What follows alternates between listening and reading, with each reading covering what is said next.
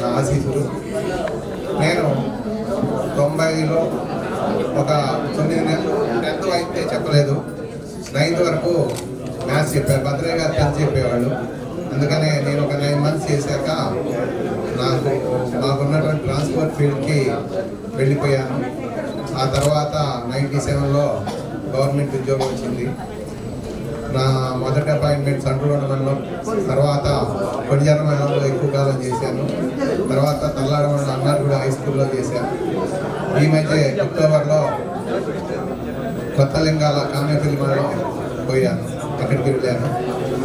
నాకు ఒక బాబు, మా బాబు బీటెక్ అయిపోయి కాబట్టి వాళ్ళని కనిపెడుతూ, ఎందుకంటే మన పిల్లలు గాడి తప్పితే బాధపడేది మనం, కాబట్టి మనం కనిపెట్టుకుంటూ ఉంటూ వాళ్ళని లైఫ్ని మంచిగా ఉంచుకుంటే మనం ప్రశాంతంగా ఉండొచ్చు.